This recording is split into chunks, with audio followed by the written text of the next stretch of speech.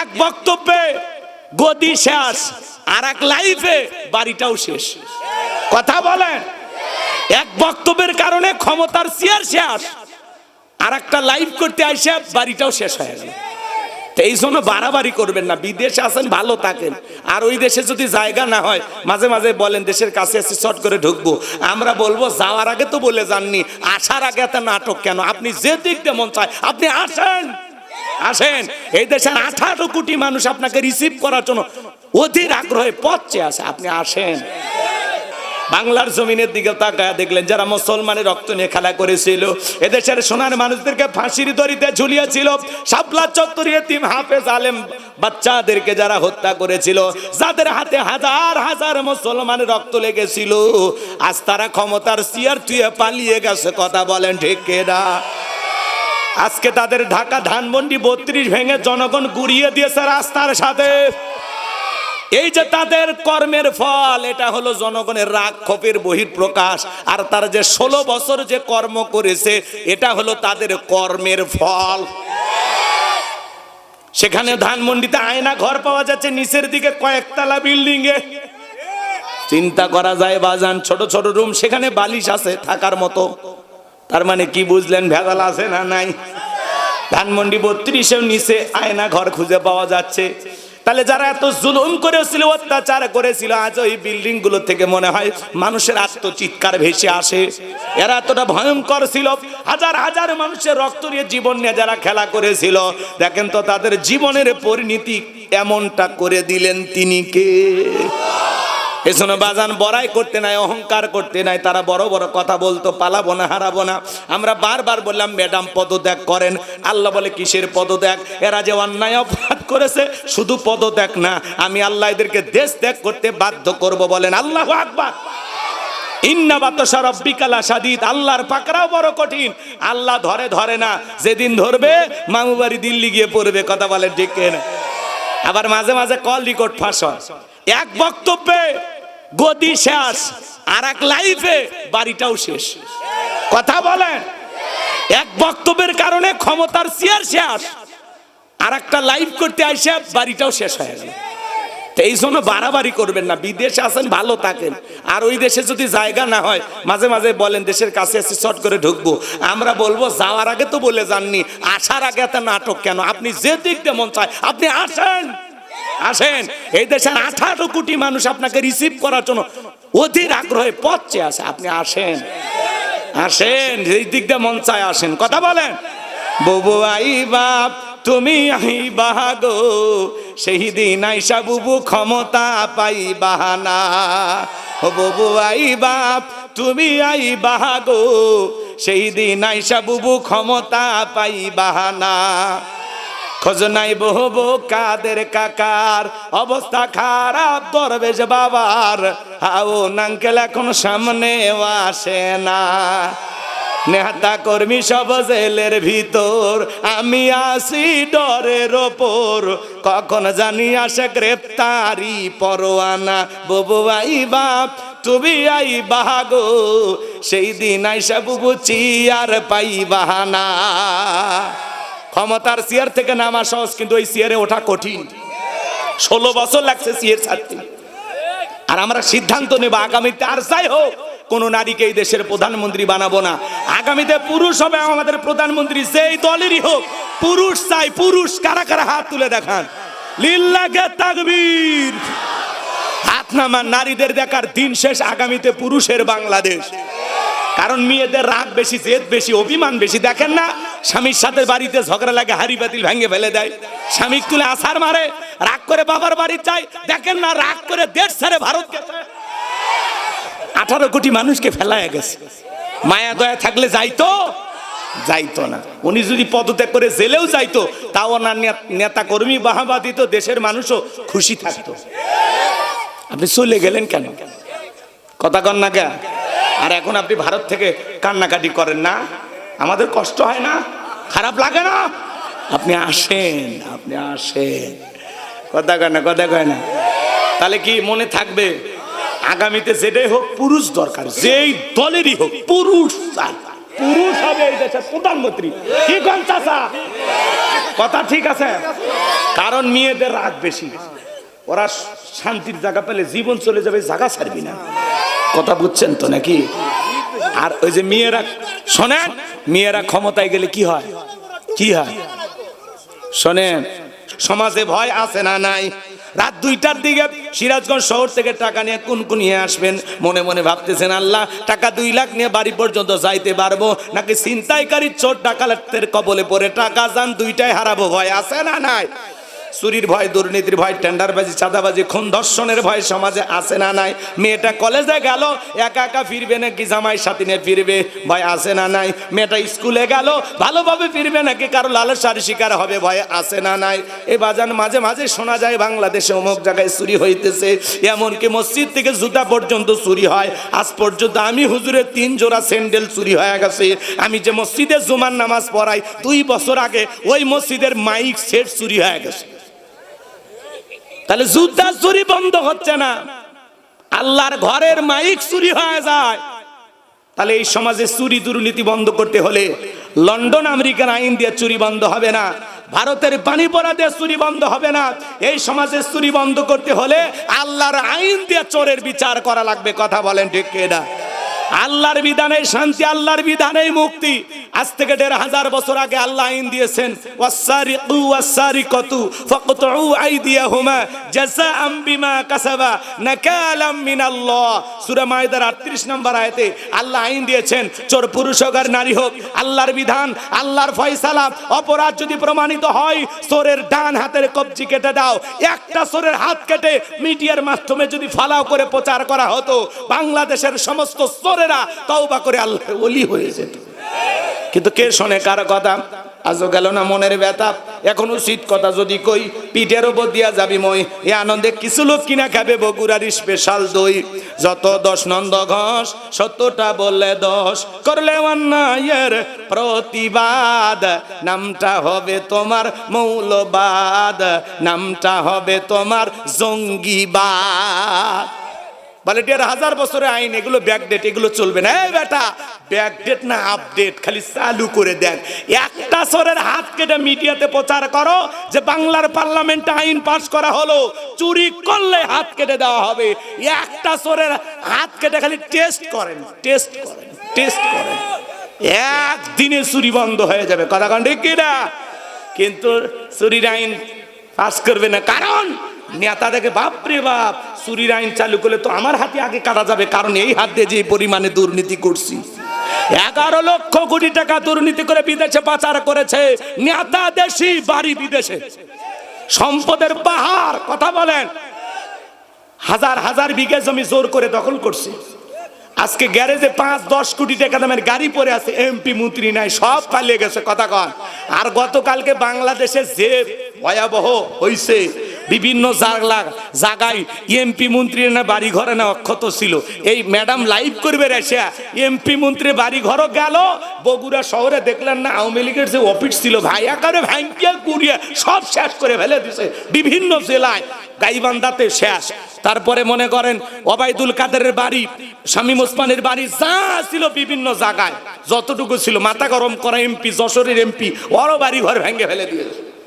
কথা কনে, যদিও আমরা এগুলো চাই না, যেগুলো প্রশাসন ঠান্ডা মাথায় কাজ করতে হবে, কিন্তু ছাত্র জনতা এদের রক্ত তো এখনো গরম, বিদায় এদেরকে খেপাবেন না। কথা বলে ঠিক কি না? আর আমরা বলতে চাই, বাবা তোমরা একটু শান্ত হও, সামনে একটা সুন্দর নির্বাচন হোক। এই সমাজে প্রতিনিধি যিনি নেতৃত্ব দিবেন, আগামীতে বাংলাদেশের প্রধানমন্ত্রী হবেন, তারাই বিষয়গুলো আস্তে আস্তে খেয়াল করবেন। কথা বলে ঠিক কি না?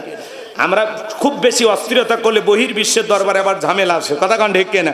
যা করা লাগবে ঠান্ডা মাথায়। অতএব ছাত্ররা যা করছে মোটামুটি হয়ে গেছে, এখানে আমাদের থেমে যেতে হবে। খুব বেশি বাড়াবাড়ি করার সুযোগ নাই, কারণ কেউ ঘোলা পানিতে মাছ শিকার করতে পারে। কথা বলেন, কথা বলেন, এজন্য সাবধানে থাকা লাগবে। আর অনেকে বলতেছে অন্য সরকার কিছু করে না। এই অন্য সরকার কি জিনিস বুঝবেন না, ওটা ঠান্ডা মাথার খেলোয়াড়। মানে মেয়ে মানুষ না যে প্রতিদিন মিডিয়াতে আসো, আজকে এই করেছি, কালকে ওই করেছি, বুধবারে অমুক জায়গায়, বৃহস্পতিবারে অমুক জায়গায়, ও এত বলার সময় নাই। উনি ঠান্ডা মাথার খেলোয়াড়। এই অন্য সরকারকে চিনতেছেন না। পুরো বিশ্বের বড় বড় নেতা ওনারা সালাম দেয়, আসসালামু আলাইকুম বস, কেমন আছেন? হ্যাঁ, আর আপনারা তো যান সেলফি তুলতে, একটু লিয়াজও করতে, একটু কাছে ঘেঁষতে, এই কথা কর। আর উনি কারো কাছে যায় না, ফোনেই কথা বলে কাজ হয়ে যায়। চিন্তা করেন, বাংলাদেশ থেকে আরবের সংযুক্ত আরব আমিরের আমিরকে ফোন দিয়েছে যে আপনারা যে 93 বাংলাদেশ 53 জন বাংলাদেশিকে ধরছে, একটু ছেড়ে দেন। ফোন দিতে দেরি, জেলখানা থেকে বের করে দিতে দেরি করেনি। আল্লাহু আকবার কর। এটা হলো পুরুষের পাওয়ার। কার পাওয়ার? খেলবে তো পুরুষ, মহিলা কি খেলবে? এ কথা কয় না রে।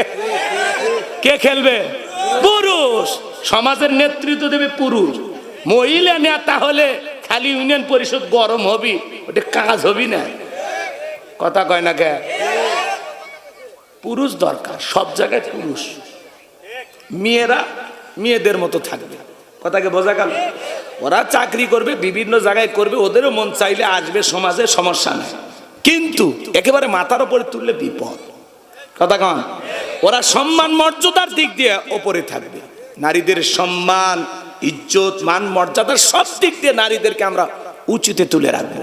কিন্তু রাষ্ট্র ক্ষমতার ব্যাপারে পুরুষের দায়িত্ব পালন করতে হবে, তাহলে সমাজে অশান্তি আসবে। কষ্ট লাগে, কষ্ট লাগে, লাগুক, সমস্যা নাই। ওই এমপি মন্ত্রীর বড় বড় কথা বলতে আছে নাকি? আছে। একটা প্রধানমন্ত্রী থেকে শুরু করে আমলা কামলা, এমপি মন্ত্রী, নায়ক গায়ক, বাপরে বাপ, মসজিদের খতিবার, ইউনিয়ন পর্যায়ে নেতা কর্মী পর্যন্ত পালিয়ে গেছে। এরকম পতন পৃথিবীর ইতিহাসে কোনো নেতার ঘটেনি। আছে বড় বড় কথা বলে এমপি মন্ত্রীরা আছে। মন্ত্রীরা সব কোথায় গেল, এমপিরা সব কোথায় গেল, কোথায় কাদের কাকা, ওদের সারা দেশটা এখন লাগে ফাঁকা ফাঁকা। পালাবো না, পালাবো না, পালাবো না, যাই না তাদের দেখা, ওদের সারা দেশটা এখন লাগে ফাঁকা ফাঁকা। আইন মন্ত্রী আটকে গেল আইনেরই ফাঁকে, দাড়ি সারা দরবেশটারে ভণ্ড ভণ্ড লাগে। শুনেছি ভাই কত নেতা নেত্রী খাইতেছে ভাই ডান্ডা, বিচারপতি কালামানিকের ফাটিয়েছে নাকি আন্ডা। এটা আমার খবর না, মিডিয়ার খবর। এই বিচারপতি শামসুদ্দিন মানিক আল্লামা সাইদি হুজুরকে মৃত্যুদণ্ডের রায় দিয়েছিল। আমরা বলতে চাই এই কুখ্যাত কালামানিককেও মৃত্যুদণ্ডের রায় দিতে হবে। এই সেই মানিক যে বিচারপতি মানিক হয়ে আমাদের সমাজের ছাত্র আন্দোলনে সবাইকে রাজাকারে বাচ্চা বলে গালি দিয়েছিল। 116 জন আলিমের তালিকা করে দুদকের কাছে জমা দিয়েছিল। আমার রোল নাম্বার ছিল 23। সিরিয়ালে আমি কত ছিলাম? আরে ভাই ওই সময়গুলোতে গেলে কয় হুজুর থানায় আপনার তালিকা আছে কিনা আগে দেখি, তারপরে অনুমতি। আপনার ভোটার আইডি কার্ড পাঠান, আপনার মা ও বাপেরটাও পাঠান। আরে বাবা, মনে হয় আমি বিমানের তলে ভেটে পড়ে গেছি, কচুরি ভানার মতো ভাসে আসছি। ভাই আমাদের কি মানুষই মনে করেন? আমরাও যে এই দেশের নাগরিক, ওরা ভাবেই না। এই যে বেশি পাওয়ার দেখাতে কি হইল? কথা কর। আছে আছে। এই যে শাওনা বাহারে হুমায়ুন আহমেদের স্ত্রী, কথা কর, ওনার জামাই আসিফ নজরুল চিনেন নাকি আপনারা? হ্যাঁ, ওনার শাশুড়িকে গতকালকে গ্রেফতার করা হয়েছে। এই সেই শাওন, যেই মহিলা আল্লামা সাইদি হুজুর যেদিন মারা গেছেন, আল্লামা সাইদি হুজুর যেদিন ইন্তিকাল করেছিলেন, তার মৃত্যুতে তিনি বলেছেন আজকে আমি সবচাইতে বেশি আনন্দিত, সবচাইতে বেশি খুশি এমন ব্যক্তির মৃত্যু হয়েছে আল্লামা সাইদি হুজুরের মৃত্যুতে। যেই নর্তকী, যেই শাওন উল্টা পাল্টা ফেসবুকে পোস্ট করেছিল, আজকে দেখেন তো সেই মহিলা কোন জায়গায়? বাড়তে নাই। মহিলা মানুষ, আল্লামা সাইদি হুজুর মারা গেছে, এই মহিলা সাইদি হুজুরদের পাকা দানে মই দিছে? হ্যাঁ, সাইদি হুজুরের সাথে তোমার ব্যক্তিগত কোনো শত্রুতা আছে? তুমি একটা মিডিয়া নায়িকা, চলচ্চিত্রে অভিনয় করো, তোমার স্বামী বাবার বয়সে স্বামী ধরছিলেন, আর সেই মহিলা হয় তুমি আল্লামা সাইদি হুজুরকে নিয়ে বাজে মন্তব্য করো যে আজকে সাইদি হুজুরের মৃত্যুতে আমি সবচেয়ে বেশি শান্তি পেয়েছি, আনন্দিত হয়েছি। এখন তোমার আনন্দ যাবে কোথায়? একটু অপেক্ষা করো। কথা বলে এদের বিচার হওয়া দরকার আছে না নাই? পলকেরও ছলক গেল, পলকেরও ঝলক গেল, থামিয়ে নেটের ছাকা, ওদের সারা দেশটা এখন লাগে ফাঁকা ফাঁকা। কোথায় গেল সংসদেতে মমতাজের গান, কোথায় গেল হযরত বালা স্বামী ওসমান? মাইক পেলে বলতে খেলা হবে, খেলা হবে। পুরো বাংলাদেশের মাঠ পড়েছে, খেলোয়াড়রা নাই। আছে 70 রাকাত তাহাজ্জুদ পড়তো, বিরাট পরে আল্লাহর ওলি দাবি করতে 41 সাল পর্যন্ত টিকে থাকার স্বপ্ন দেখেছিল। 24 সালের 5 আগস্টে ভাগ্যে কি আছে আল্লাহর ওলিরা জানে না। এজন্য বাড়তে নাই, ক্ষমতা পাইলে লাভ দিতে নাই, যখন তখন আল্লাহ সিয়ের থেকে নামায় দেবে। কথা কন ঠিক কি না? আগামী তো যারা আসবেন বুঝে শুনে আসবেন, বাড়াবাড়ি করবেন না, জুলুম করবেন না। জুলুম করলেই বুঝে নেবেন পতন আপনার নিশ্চিত, হয় 2 দিন আগে না হলে 2 দিন পরে। কথা বলেন। হ্যাঁ, আগামীতে আলেমদেরকে মাইনাস করে বাংলাদেশে কোনো কিছু করতে দেওয়া হবে না। কথা বলেন ঠিক কি না? এই জন্য টুপিওয়ালা দাড়িওয়ালা দেখলে রাজাকার রাজাকার মনে করবেন না, মৌলবাদ জঙ্গিবাদ বলে গালি দেবেন না। আগামীতে আলেমদেরকে মাইনাস করে বাংলাদেশে কাউকে কিছু করতে দেওয়া হবে না, হবে না। রাজাকার রাজাকার খেলার দিন শেষ, ওগুলো মানুষ আর বিশ্বাস করে না। জঙ্গির নাটক করে আর হবে না। কথা বলে ঠিক কিনা? সম্মানিত ভাইয়েরা আমার, গভীর মনোযোগ দিয়ে কথাগুলো শুনে যান বাজান। আমি যে কথা বলতে চাই, বিশ্বনবীর প্রিয় সাহাবী হযরতে আনাস রাদিয়াল্লাহু তাআলা আনহু বলেন, নবীজি কাবার হাতিমে হেলান দিয়ে বসা। আমি তাকায় দেখি নবীজির মনটা ভীষণ খারাপ, মুখটা বলেন চোখের কোনা দিয়া অশ্রু ঝরতেছে। হযরতে আনাস ডেকে বলেন, কিছুটা সময় অতিবাহিত হয়ে যাওয়ার পরে আমি তাকায় দেখি নবীজি মুস্কি মুস্কি হাসতেছেন। বলুন না সুবহানাল্লাহ। হযরতে আনাস ডেকে বলেন, নবী গো, এই মাত্র দেখলাম মনটা খারাপ, মুখটা মলিন, চোখের কোনা দিয়ে অশ্রু ঝরতেছে, আবার কেনই বা আপনি মুস্কি মুস্কি হাসেন? আমার নবী কেন হাসেন, কেন কাঁদেন? এর পেছনে কারণ আছে না নাই? নবীজির কান্না করার কারণ হলো নবীজির কলিজার টুকরা ছেলে সন্তানগুলো জন্ম নেয় আর একে একে ছেলে সন্তানগুলো মারা যায়। নবীজির কাছের চাচা নাম হলো আবুল আহাব ডেকে বলে, ভাতিজা তোমার বংশে বাতি জ্বালানো কেউ থাকলো না, তুমি একটা লেজ কাটা, তুমি একটা নির্বংশ। জোরে কন্যা উজুবিল্লাহ। নবীজির ছেলে সন্তানগুলো জন্ম নেয়, আবুল কাসেম মারা যায়, আবুল তাহের মারা যায়, ইব্রাহিম মারা যায়। বাবা হিসাবে নবীর মনেও কষ্ট লাগে কিনা? একে তো সন্তান হারানোর ব্যথা, আবার কাছের মানুষের সমালোচনা করে, ভাতিজা তোমার বংশে বাতি জ্বালানোর কেউ থাকলো না, তুমি একটা লেজ কাটা, তুমি একটা নির্বংশ, তুমি একটা হাত খুঁড়ে। যদিও রসুলের 4 কন্যা সন্তান জীবিত ছিল। আপনারাই বলুন বাজান, আল্লাহ না করুক আপনার আমার সন্তান যদি মারা যায়, কাছের আত্মীয় স্বজনদের উচিত বিপদের দিনে সান্ত্বনা দেওয়া। বাবা তুমি সবর করো, ধৈর্য ধারণ করো, জীবন মৃত্যুর মালিক আল্লাহ। আল্লাহ সন্তান দিয়েছে, আল্লাহ নিয়েছে, মন খারাপ করো না। আল্লাহ যদি চায় বছর না ঘুরতে আবারও তোমাদের ঘর আলোকিত করে সন্তান দান করতে পারেন তিনি কে? কাছের মানুষদের উচিত বিপদের দিনে সান্ত্বনা দেওয়া। কিন্তু নবীর চাচা আবুল আহাব এতটাই খারাপ, মনে রাখবেন বাজান, আবু জেলের চাইতে কিন্তু আবুল আহাব বেশি খারাপ। আবু জেলের নামে আল্লাহ কোনো সূরা দেয়নি, কিন্তু আবুল আহাবের নামে সূরা দিয়েছেন। শুধু আবুল আহাব খারাপ না, আবুল আহাবের বউও খারাপ। ওরা স্বামী স্ত্রী দুইটাই খারাপ, দুইটাই জাহান্নামের কীট। কথা কন। সূরা লাহাবের তাফসীরগুলো আপনারা বুঝতে পারতেন, কিন্তু ওই দিকে যাওয়ার সুযোগ নাই। আমার ভাইয়েরা, একে তো সন্তান হারানোর ব্যথা, আপন মানুষদের সমালোচনা, এই জন্য নবীজি মনে মনে অনেক কষ্ট পায়। নবীজির ছেলেগুলো জন্ম নেয় আর মারা যায়। আপনারাই বলুন, এই পৃথিবীর জমিনে অসংখ্য নবী রাসূলকে আল্লাহ তাআলা পাঠিয়েছিলেন, তাদের সন্তান প্রাপ্ত বয়স হওয়া পর্যন্ত, যৌবন পর্যন্ত পৃথিবীর জমিনে জীবিত ছিলেন। কিন্তু আপনার আমার নবীর সন্তানগুলো জন্ম নিয়ে কেন মারা গেলেন? শিশুকালে কেন সবাই বিদায় হলেন? একটা ছেলেও কেন প্রাপ্ত বয়স পর্যন্ত জীবিত থাকলো না? এর পিছনে কারণ আছে না নাই? নবীজির ছেলে সন্তানগুলো শিশুকালে বিদায় নেওয়ার পিছনে কারণ আছে 3টি। জোরে বলেন কয়টি? কি সেই 3টি কারণ নবীর উম্মত হিসেবে জানতে মনে চায় না? নবীজির ছেলে সন্তানগুলো কেন জন্ম নিল আর কেনই বা মারা গেল? এর পিছনে কি সেই রহস্য, কি সেই 3টি কারণ? কারা কারা শুনবেন 2 হাত তুলে আল্লাহকে দেখান। লিল্লাহে তাকবীর। একটু জোরে আওয়াজ দেন, লিল্লাহে তাকবীর। আল কোরআনের আলো, আল হাদিসের আলো, দুনিয়ার মুসলিম, সারা বিশ্বের মুসলিম, আমার নেতা তোমার নেতা, লিল্লাহে তাকবীর।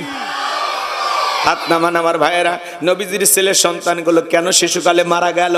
এর পেছনে কি সেই 3টি রহস্য, কি সেই 3টি কারণ? যদি আমি বলতে চাই 3 নম্বর আয়াতের আলোচনা করা লাগবে, আমি কি 1 নম্বর আয়াত বাদ দিয়ে 3 নম্বরে যাব?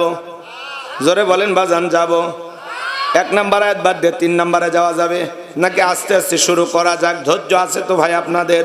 গভীর মনোযোগ দিয়ে কথাগুলো শুনবেন বাজান। নবীজির ছেলে সন্তানগুলো কেন শিশুকালে মারা গেল, এর পিছনে কি সেই 3টি রহস্য, কি সেই 3টি কারণ আমি আপনাদের সামনে পরিষ্কার করে বলবো বাজান গো আমার। দিল দিয়া কথাগুলো বোঝার চেষ্টা করবেন। আমার আল্লাহ রাব্বুল আলামিন কেন তার হাবিবের সন্তানগুলোকে নিলেন, কি সেই 3টি কারণ?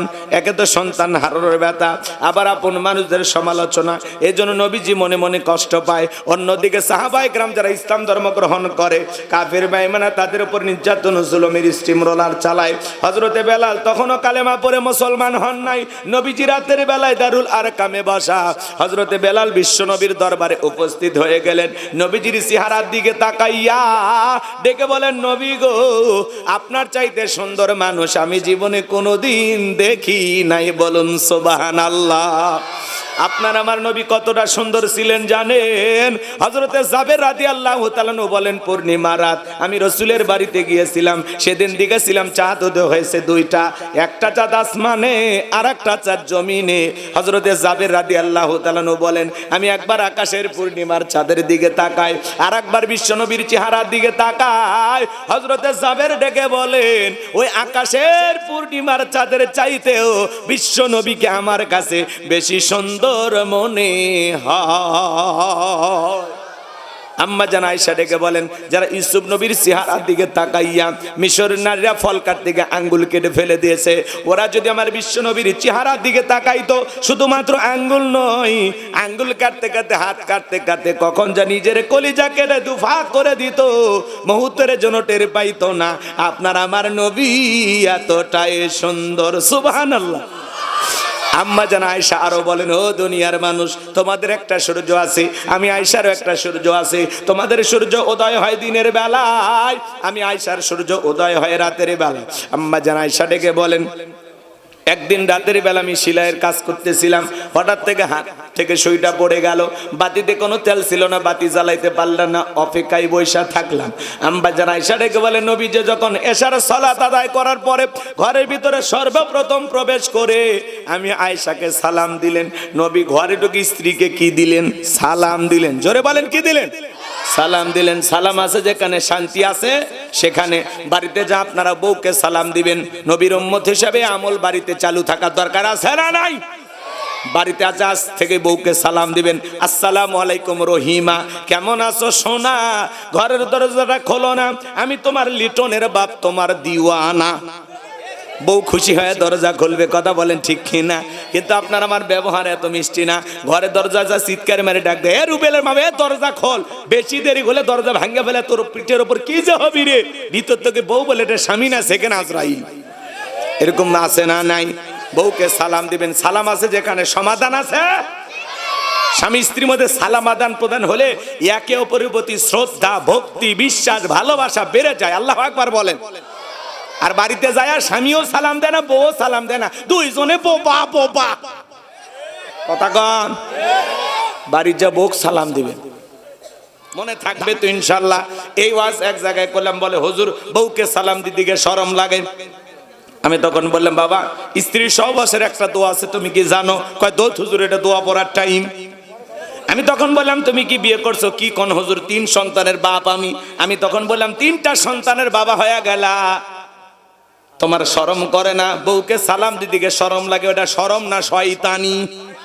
এজন্য বাজান গো আমার, সব অভিমান ভুলে যান, আজ থেকে নতুন জীবন শুরু করেন। বাড়িতে যা বউকে সালাম দিবেন, আসসালামু আলাইকুম। বউ চমকে উঠতে পারে, কারে সালাম দিলা? তখন বলবে, হেনার মা, তোমারই সালাম দিলাম। কথা কন। বউ হয়তো বা তখন বলতে পারে, বাপরে বাপ, আজকে আবার কোন হুজুরের মুরিদ নিয়ে বাড়িতে ঢুকলা, সেদিনই তো মুখের গাছের কলা চুরি করলা। কথা কন, কথা কন। বউ আপনার আমার গোপন প্রকাশে সব জানে। এজন্য বাজান গো আমার, 2-4 দিন বউকে সালাম দিতে থাকেন। পরশু দিন থেকে দেখবেন আপনার বউ আপনারে সালাম দিবে। 2-4 দিন বাচ্চাদেরকে সালাম দেন, দেখবেন কয়েকদিন পরে বাচ্চারা আপনাদেরকে সালাম দিবে। আমাদের ঘরের ভিতরে সালামের প্রচার প্রসার থাকার দরকার আছে না? না, তাহলে আজ থেকে ঘরে ঘরে সালাম পৌঁছে যাবে তো ইনশাআল্লাহ। আজকের মাহফিল থেকে শপথ গ্রহণ করেন, কারা কারা বাড়িতে যা সালাম দিবেন, হাত তোলে দেখে। মনে থাকবে তো ইনশাআল্লাহ? হাত নামান আমার ভাইয়েরা। আমি যে কথা বলতে চাচ্ছিলাম, আম্মা জান আয়েশা ডেকে বলেন নবীজি সালাম দিয়ে যখন ঘরের ভিতরে প্রবেশ করলেন, ভাইয়েরা আমার, আম্মা জান আয়েশা ডেকে বলেন নবীজির চেহারার আলোতে সুইটা কই পড়ে আছে আমি পরিষ্কার দেখতে পেয়েছি। বলুন সুবহানাল্লাহ।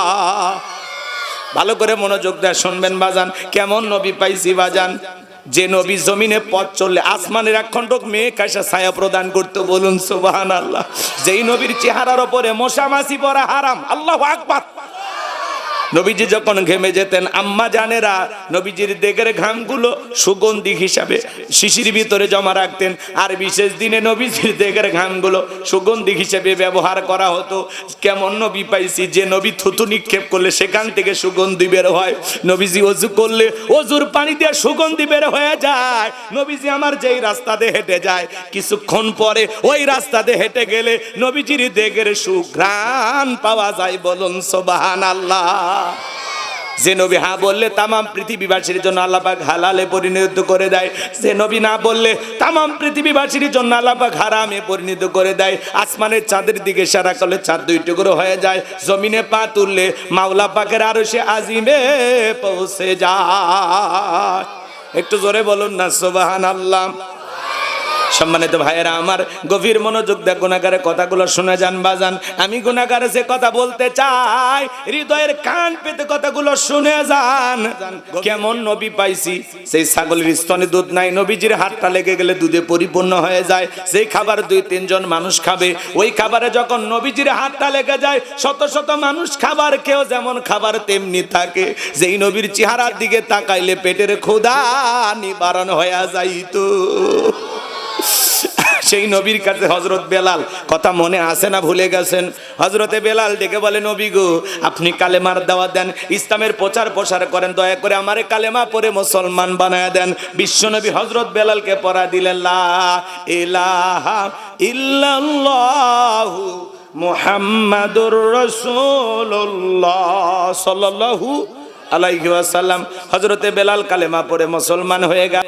নবী আমার ডেকে বলে বেলাল, ইসলামের অবস্থা এখন ভালো না, কালেমা পড়েছো আপাতত প্রকাশ করা যাবে না। আপনারা বলেন তো বাজান, ইসলামের অবস্থা কি সব সময় ভালো থাকে? আজও তামাম পৃথিবীর দিকে তাকায় দেখেন, ওই তামাম পৃথিবীর জালেম আর বেঈমানের ঐক্যবদ্ধ হয়েছে ইসলাম আর মুসলমানকে মুছে ফেলে দেওয়ার জন্য। কিন্তু মনে রাখবেন বাজান, তামাম পৃথিবীর জালেমেরা যতই ঐক্যবদ্ধ হোক না কেন, ইসলাম আর মুসলমানকে মুছে ফেলে দেওয়ার শক্তি কারো কি আছে? ইসলামের সুইচ আছে কার হাতে? আমার আল্লাহ রাব্বুল আলামিন বলেন ইউরিদুনা লিতুফিউ নূরাল্লাহি বিআফওয়াহিহিম ওয়াল্লাহু মুতিম্মু নূরিহি ওয়ালাউ কারিহাল কাফিরুন। সূরা সফ আয়াত নাম্বার 8। আমার আল্লাহ রাব্বুল আলামিন জানিয়ে দিলেন, কাফেররা চায় মুখের ফুৎকারে দিনের আলোকে, ইসলামের আলোকে, কোরআনের আলোকে নিভায়া দিতে। আমার আল্লাহ ডেকে বলেন আল্লাহু মুতিম্মু নূরিহি, এই জমিনে দিনের আলোকে, কোরআনের আলোকে, ইসলামের আলোকে আমি আল্লাহ রাব্বুল আলামিন প্রতিষ্ঠিত করে ছাড়ব। যদিও কাফের বেঈমানদের অন্তরে যত ধরনের জ্বালা যন্ত্রণা হোক না কেন, বলুন আল্লাহু আকবার। ইসলাম আছে, থাকবে কিয়ামত পর্যন্ত। কোন জালেম বেঈমানরা ষড়যন্ত্র করে ইসলাম আর মুসলমানকে বিদায় করতে পারবে না। আজও ফিলিস্তিনি জমিনে মুসলমানের রক্ত ঝরে, আজও চীনের উইঘুরে মুসলমানদেরকে হত্যা করা হয়, আজও কাশ্মীরে মুসলমানদের রক্ত নিয়ে খেলা করা হয়, আজও গরুর গোশত খাওয়ার অপরাধে ভারতে মুসলমানদেরকে হত্যা করা হয়। গভীর মনোযোগ দিয়ে কথাগুলো শুনে যাবেন। হযরতে বেলাল ডেকে বলে নবী, আমার জীবনের কোনো দাম নাই। আমার বলি ওমায়কে বলেছিলাম উটদুম্বা ছাগল পেশাব পায়খানা করে দেয়, ওই ঘরে থাকতে আমার বড় কষ্ট হয়। ওমায় ডেকে বলে বেলাল, উটদুম্বা ছাগলের দাম আমার কাছে আছে, কিন্তু তোর মতো কালো হাফসি বেলালের দাম আমার কাছে নাই। নবী গো, আমার জীবনের কোনো দাম নেই, আপনি আমাকে দোয়া করেন মৃত্যু পর্যন্ত যেন কালেমার পথে টিকে থাকতে পারি। এই কথা বলে হযরতে বেলাল চলে গেলেন। পরের দিন সকালবেলা সূর্য উদয় হয়ে গেছে, অনেকটা বেলা হয়ে গেছে, বেলাল দরজা খোলে নাই। অন্য অন্য চাকর বাকর যারা আছে এরা নারিশ নিয়ে চলে গেছে ওমায়ের কাছে, যা বলে নেতা এখন পর্যন্ত বেলাল দরজা খোলে নাই তাই নাকি? বলে হ্যাঁ চলো তো যাই। দরজায় ডাক দেয়, এ বেলাল দরজা খোল। হজরতে বেলাল দরজা খোলে না, জোরে করে ধাক্কা মারছে যখন দরজা খুইলা গেছে তখন এইবার ওমায়ে তাকায় দেখে যেই রাত্রিতে হজরতে বেলাল কালেমা পড়ে মুসলমান হয়েছে ওই রাত্রিতে একটা উটদুম্বা ছাগলের কাছে কোনো পেশাব পায়খানা নাই। জোরে বলেন মারহাবা। এইবার ওমায়ে ডেকে বলে, এ চাকরের দল, বেলালের বিরুদ্ধে মিথ্যা অভিযোগ দাও। তোমরা যখন ঘুমাচ্ছিলে বেলাল তখন ময়লা আবর্জনা পরিষ্কার করেছে, তাকায় দেখো না একটা উটদুম্বা ছাগলের কাছে কোনো পেশাব পায়খানা নাই, যাও নিজেদের কাজ করো। এই কথা বলে ওদেরকে তাড়িয়ে দিলেন। এক পা দুপা করে হজরতে বেলালের কাছে চলে গেলেন। হজরতে বেলাল দিয়ালে পিঠটা লাগায় জিব্বা নাড়া জিকিরি করে কার? আর একটু জোরে বলেন কার? এইবার হজরত বেলালকে হালকা করে ধাক্কা মারছে যখন জবান দিয়ে কালেমার আওয়াজ বের হয়েছে তখন এইবার ওমায়ে ডেকে বলে, বেলাল তোর জবান দিয়ে কি শুনলাম, তুমি কি মুসলমান হয়েছো? হজরতে বেলাল ডেকে বলে, মুসলমান হয়ে যারা মিথ্যা কথা বলতে পারে না তারা ওয়াকুলু কওলান সাদীদা, মুসলমানেরা হবে সত্যবাদী, মুসলমানেরা কখনো মিথ্যাবাদী হতে পারে। আর আমাদের সমাজে ভরা পেটে মিথ্যা, খালি পেটে মিথ্যা, মিথ্যা বলতে বলতে চেহারাটা বেঁকা হয়ে গেছে, এক পা কবরে ঢুকে গেছে। এত মিথ্যা কথা বলে শয়তান পর্যন্ত বলে আমি এত খারাপ না। কথা বলেন ঠিক কি না? মিথ্যা না বলে পেটের ভাত নাকি হজমই হয় না। এরকম মানুষ সমাজে আছে না নাই? বলে আমরা হেলিকপ্টার দিয়ে পানি দিয়েছিলাম, পানি যদি দেন ছাদের শিশুটা মারা গেল কিভাবে? এ বাজান গো আমার, এত মিথ্যা কথা বলা ঠিক না। এত মিথ্যা কেন বলবে? মুসলমান হবে সত্যবাদী, জবান দিয়ে যেটা বলবে সত্য বলবে। সম্মানিত ভাইয়েরা আমার, গভীর মনোযোগ দিয়ে গুনাহগারের কথাগুলো শুনে যান বাজান। আমি যে কথা বলতে চাচ্ছিলাম হৃদয়ের কান পেতে কথাগুলো শুনে যান। হযরতে বেলালের কথা শোনার পরে উমাইয়া ডেকে বলে, বেলাল উটদুম্বা ছাগলের মালিক বানায়া দেব, থাকার জন্য ভালো ঘরের ব্যবস্থা করে দেব। হযরতে বেলাল ডেকে বলে, উমাইয়া দুনিয়ার কোন পার্থিব সম্পদের বিনিময়ে বেলাল তার ঈমান বিক্রি করবে না। বলেন সুবহানাল্লাহ। বলে আমার কথা না শুনলে বড় নেতা আবু জেহেলকে খবর দিব। হযরতে বেলাল ডেকে বলে, কোন বড় নেতা ছোট নেতা এখন কাউকে গোনার টাইম নাই। আমি দুনিয়ার কোন আবু জেহেলকে ভয় করি না, আমি ভয় করি আমার আল্লাহকে। আল্লাহু আকবার। এইবার উমাইয়া দৌড়ে চলে গেছে আবু জেহেলের বাড়িতে, যা বলে নেতার সংবাদ খুব খারাপ, আমার বাড়ির কিদোদাস বেলাল কালেমা পড়ে মুসলমান হয়েছে। তাই নাকি? বলে হ্যাঁ ঠিক আছে চলো যাই। আবু জেহেলের এদিক খেয়াল করেন, আবু জেহেলের একটা বিশেষ বাহিনী ছিল, সাঙ্গ পাঙ্গ ক্যাডার মাস্তান ছিল, যাদের কাজই হলো মুসলমানদের উপর নির্যাতন জুলুমের স্টিম রোলার চালানো। একদিন হযরতে আম্বার রাদিয়াল্লাহু তাআলা তার মায়ের সঙ্গে রাস্তা হেঁটে যাচ্ছেন, বদমাইশ আবু জেহেলের সাথে দেখা। আবু জেহেল ডেকে বলে, আম্মার শুনলাম তুমি আর তোমার মা নাকি কালেমা পড়ে মুসলমান হয়েছো। হযরতে আম্মার ডেকে বলে, হ্যাঁ আমরা বিশ্ব নবীর কাছে গিয়ে কালেমা পড়ে মুসলমান হয়েছি। এইবার আম্মারের কথা শোনার পরে আবু জেহেল ডেকে বলে, আম্মার তুমি কি জানো এর পরিণতি কতটা ভয়ঙ্কর হতে পারে? হযরতে আম্মার বলেন, পরিণতি যতই ভয়ঙ্কর হোক আমরা ইসলাম ছাড়তে পারবো না। এইবার আবু জেহেল হযরতে আম্মার এবং হযরতে সুমাইয়াকে ধরলেন, দুইটা খুঁটির সাথে বাঁধলেন। এইবার ডেকে বলে, আম্মার এখন যদি একটা খেলা দেখাই কেমন হবে? হযরতে আম্মার বলে, আবু জেহেল কি খেলা দেখাইবা? আবু জেহেল ডেকে বলে, আম্মার রে তোর চোখের সামনে যদি তোর মাকে এখন উলঙ্গ করা হয় কেমন হবে বল? হযরতে আম্মার মাথাটা নিচু করলেন, আর আবু জেহেল ডেকে বলে, আম্মার এখনো সময় আছে, কালেমা ছাড়বি কিনা বল? হযরতে সুমাইয়া চোখের পানি ছেড়ে দিয়ে কাঁদে আর ডেকে বলে, আম্মার বেঈমানদের কথা ঈমান ছাড়বি না। আল্লাহু আকবার। আবু জেহেল দৌড়ে চলে গেল সুমাইয়ার কাছে, আঘাত করতে করতে এক টানে দেহ থেকে কাপড়গুলো খুলে ফেলে দিলেন। হযরতে সুমাইয়া জমিনের উপর লুটিয়ে পড়লো। আবু জেহেল আঘাত করতে লাগলো, চাবুক দিয়ে পিটাইতে লাগলো, আর ডেকে বলে, আম্মারের মাথাটা উঁচু করে ধরো। হযরতে আম্মারের মাথা যখন জোর করে উঁচু করে তুলে ধরা গেল, আম্মার মনে মনে বলে, আল্লাহ এখন যদি জমিনটা ফাঁক হয়ে যেত তবুও ভালো ছিল এই দৃশ্য দেখার আগে। হযরতের সময় ওই পজিশন থেকে সন্তানকে ডেকে বলে, আম্মার ঘাবড়াবি না, মন খারাপ করবি না, বেঈমানদের কথাই তবু ঈমান ছাড়বি না।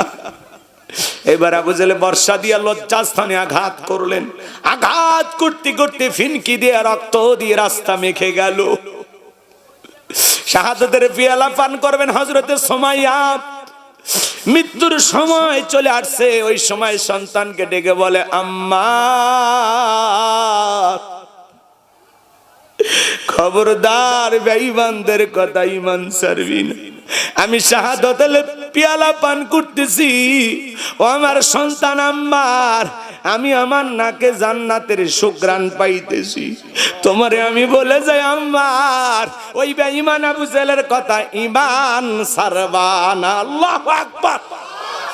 সাহাবায়ে কেরামদের ঈমান আমল কতটা মজবুত ছিল। বাবা মুসলমান, দাদা মুসলমান, এই সূত্রে আমরা আপনি মুসলমান। কিন্তু প্রকৃত মুসলমানের দায়িত্বটা কি আমরা এখনো বুঝি না। মুসলমান হয়ে জমিনে টিকে থাকতে গেলে কত পরীক্ষা দেওয়া লাগে আমরা জানি না। কথা বলেন। একটু অবস্থা খারাপ হয়ে গেলে আমরা দাড়ি কেটে মুসলমান বলে, টুপিওয়ালা দেখতে ধরতেছে, তখন টুপি পরে না কিছুদিন। কথা তালে তাল মিলে চলে, আছে না নাই বাজান? সুবিধাবাদ জিন্দাবাদ। বৃষ্টি যেই দিকে ছাতা দয় সেদিকে গুলালু মার্কা মুনাফিক। কথা বলে, খালি তাল মিলে চলে। যেই দল আসে সেই দলের সাথে তাল মিলে। আমরা তো কখন আপনাদের বিরুদ্ধে বলি না। কথা কয় না? কি তেলটা মারে, আছে না না? হক কথা বলা লাগবে বাজান। অবস্থা যেমনই হোক চলেন না, সামনের দিকে যায়। আবু জেহেল তার সাঙ্গ পাঙ্গ ক্যাডার মাস্তান নিয়ে চলে গেল। আজও তামাম পৃথিবীর জমিনে তাকায় দেখবেন, এই আবু জেহেলের মতো এখনো সমাজে বিশেষ একটা বাহিনী থাকে, যাদের কাজই হলো টুপিওয়ালা দাড়িওয়ালা ইমানদার আলেম ওলামাদের উপর নির্যাতন জুলুম চালানো। কথা বলেন ঠিক কি না? ওদেরও বিশেষ বাহিনী থাকে, ওদের বিশেষ ঘর থাকে, আয়না ঘর, আছে না নাই? এ বাজান, দিল দিয়া কথাগুলো বোঝার চেষ্টা করবেন। এইবার আবু জেহেল ডেকে বলে, বেলাল এই দিকে আয়। এসব কি শুনছি তুমি নাকি আব্দুল্লাহর বেটা মুহাম্মদ সাল্লাল্লাহু আলাইহি সাল্লামের দলে নাম লেখাইছো? হযরতে বেলাল ডেকে বলে, হ্যাঁ, গতকাল রাত্রিতে নবীজির হাতে হাত রেখে আমি কালেমা পড়ে মুসলমান হয়েছি। আবু জেহেল ডেকে বলে, বেলাল আমি তোরে পার্সোনাল ভাবে মোহাব্বত করি। ও বেলাল, তুমি যদি চাও উটুম বা ছাগলের মালিক বানায় দেব, থাকার জন্য ভালো ঘর বাড়ির ব্যবস্থা করে দেব, ব্যবসা বাণিজ্য যদি করতে চাও দিরহাম টাকা পয়সা যা লাগে দেব। বেলাল তুমি চাইতে দেরি, তোমার চাহিদা পূরণ করতে আমরা দেরি করব না। হযরতে বেলাল রাদিয়াল্লাহু তাআলা আনহু ডেকে বলেন, আবু জেহেল রে, দুনিয়ার সব সম্পদ যদি বেলালকে দিতে চাও, দুনিয়ার সব সম্পদ ছাড়তে রাজি, কিন্তু বিশ্ব নবীর কালেমা ছাড়তে রাজি নাই। বলেন আল্লাহু আকবার। বেলালের মতো যারা খাঁটি ইমানদার, এরা হাসতে হাসতে জীবন দেবে, কিন্তু কখনো ইমান ছাড়বে না। আর আমাদের সমাজে তাকায় দেখেন বাজান, টাকা যেই দিকে ওদের ফতুয়া সেই দিকে, টাকার জোরে ওদের ফতুয়া ঘরে।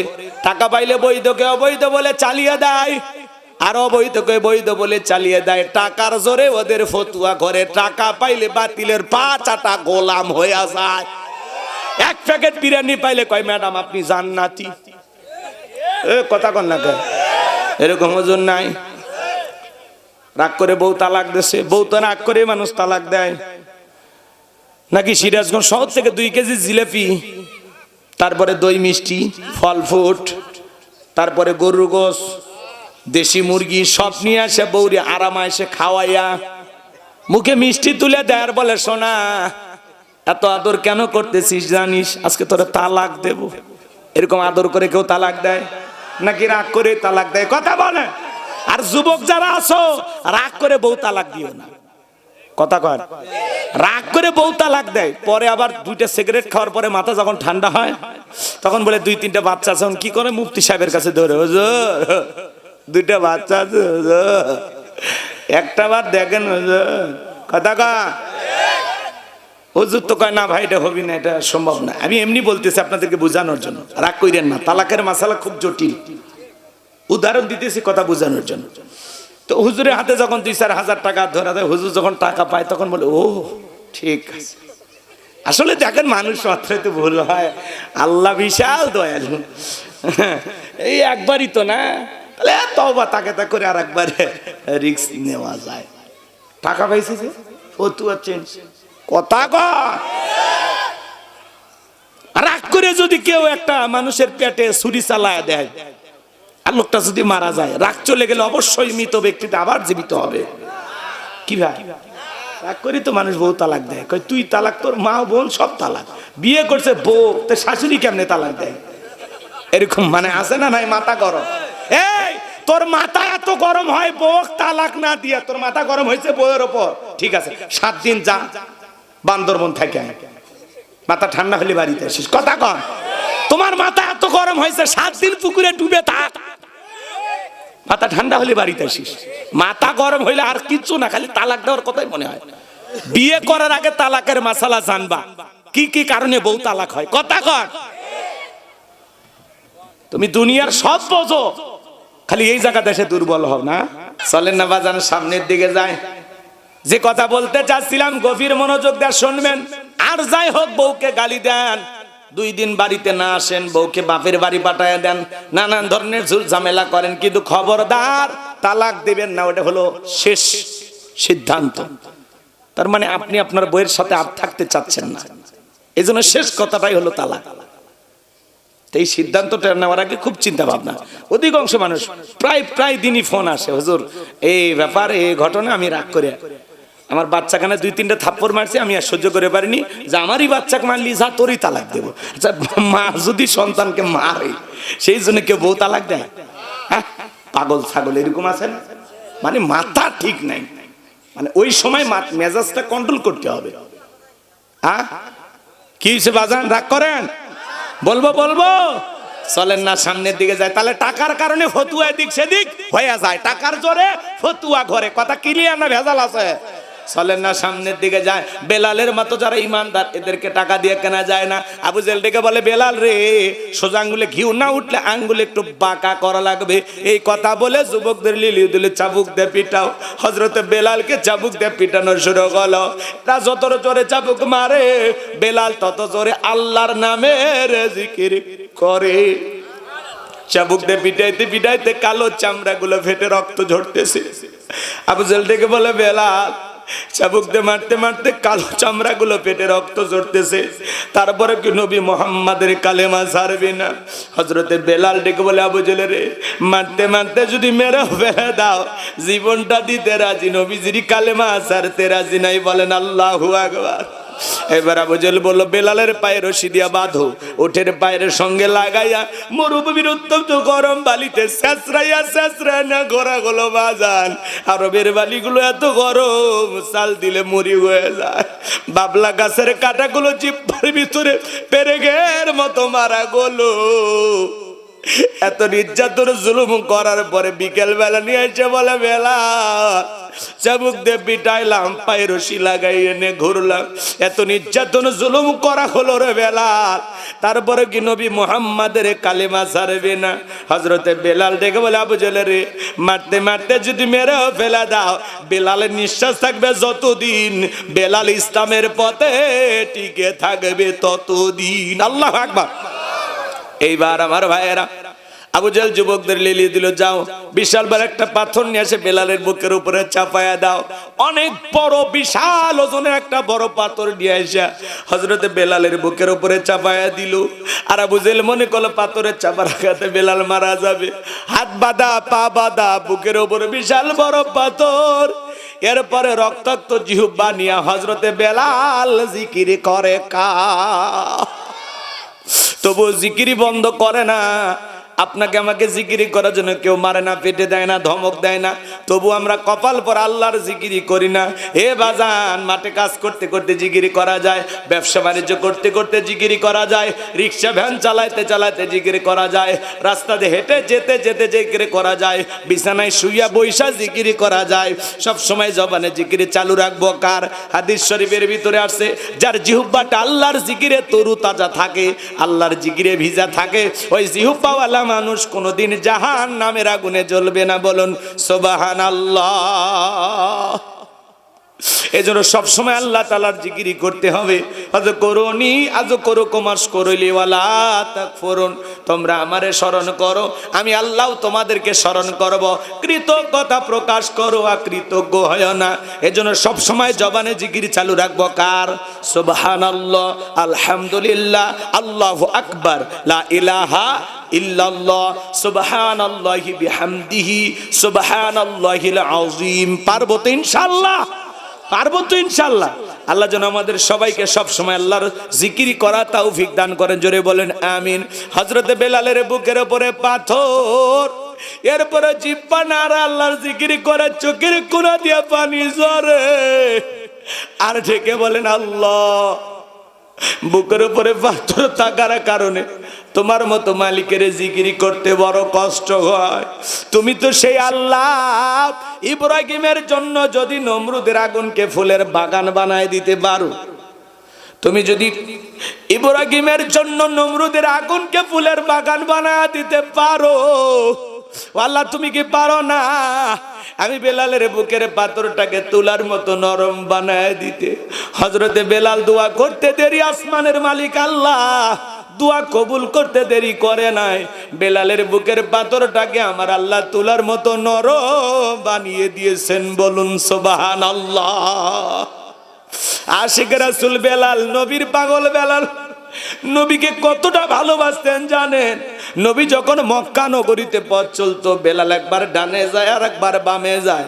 আমার নবী ডেকে বলে, বেলাল বুঝি না, একবার ডানে যাও একবার বামে যাও, কারণটা কি?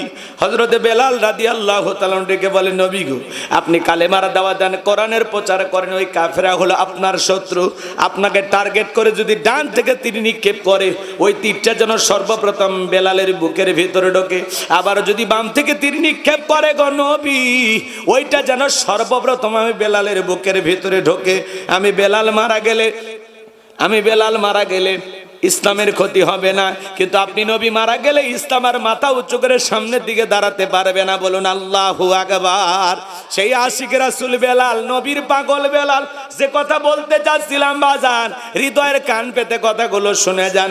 বেলাল নির্যাতন জুলুমের কথা যখন বিশ্ব নবীর কান পর্যন্ত পৌঁছে গেল, আমার নবী তখন থেকে বলে, বকর, বেলালের কষ্টের কথা আমার আর সহ্য হয় না, যাও যাও তুমি আমার বেলালের জন্য একটা কিছু করো।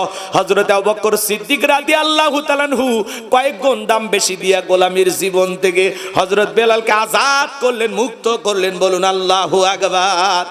এই যখন ইসলামের অবস্থা, একদিকে সন্তান হারানোর ব্যথা, কাফেরদের সমালোচনা, সাহাবায়ে কেরামদের উপর নির্যাতন জুলুম, এই জন্য নবীজির মনটা খারাপ, চোখের কোনায় পানি।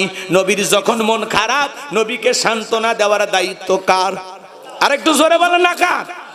আমার আল্লাহ ডেকে বলে, জিবরাইল রে, আমার বন্ধুর মা নাই, বাবা নাই, আমি স্যার আমার বন্ধুর কেউ নাই রে। এ জিবরাইল আর করিস না দেরি, আমার বন্ধুর মনটা হয়েছে ভারী, আমি আল্লাহ সইতে নাহি পারি। লাহু মাহফুজ থেকে সূরা কাউসার নিয়ে যায় আমার বন্ধুর উপরে নাজিল কর তাড়াতাড়ি। আল্লাহু আকবার। আমার নবী মুস্কি মুস্কি হাসেন আর ডেকে বলেন, আনাস, আমার মনটা কেন খারাপ তোমরা জানো, কিন্তু আমার মুস্কি হাসি দেওয়ার কারণ হলো এই মাত্র আসমান থেকে জিবরাইল এসে আমার উপরে সূরা কাউসার নাজিল করলো। বিশ্ব নবী তখন সাহাবায়ে কেরামদের সামনে সুন্দর করে তিলাওয়াত করে শুনিয়ে দিলেন, ইন্না আ'তাইনাকাল কাউসার ফাসাল্লি লিরাব্বিকা ওয়ানহার ইন্না শানিয়াকা হুয়াল আবতার। আল্লাহু আকবার।